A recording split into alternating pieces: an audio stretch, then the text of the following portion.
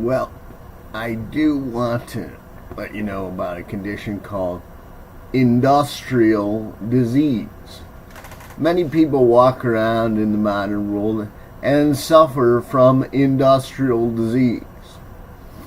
People from Japan and people from Germany want you to be industrious. They wanted to be industrious people.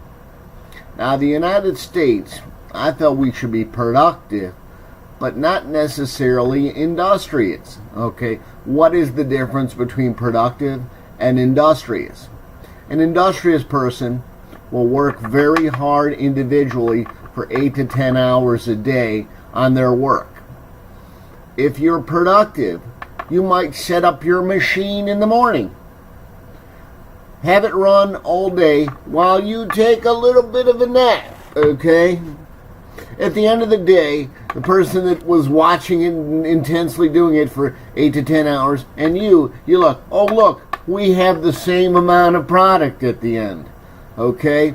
So when you say, be like Japan and be like Germany, they do what's called the busy work thing, okay? I am not for the busy work thing. If you can set it up with a machine, if you can get it started and do it, you were productive, okay? As long as you get the job done, I don't care how you do it. What about the big things? What about the big things? What about the little things? The little things in your heart. The big things on your mind for a great society. This guy, the negative risk analyst, my financier friend, he is just constantly attacking the United States. Well, you're a big guy. That's a little thing. That's a little thing. You're a big guy.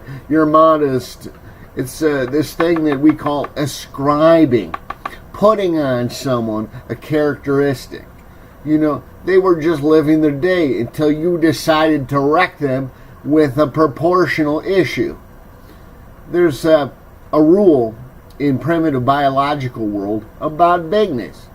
It's physical size, not the amount of responsibility you have, not what your ideas for a great society. Big is how big you are. Basketball player size, football player size, okay? I happen to be a regular size person, and when they say, you're a big guy, to the folks around me that are wanting to do a little football and a little basketball, they look, where is this big guy? Looks like a regular guy to me. So when someone does this proportion changing, be aware of what they're saying. You know, ask, if you can get the numbers. We had this thing at Harley when they're making Harleys. Without the numbers, your opinion is about as good as anyone else's. And you know what the opinions are like, buttholes. Everyone's got them and they don't all smell so good.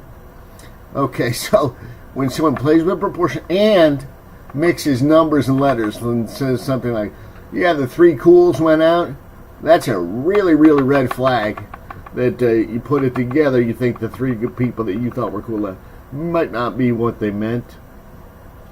So proportion guy does this to you. Pay attention. He's picking your pocket. That's what that financier does. Okay, later on, people.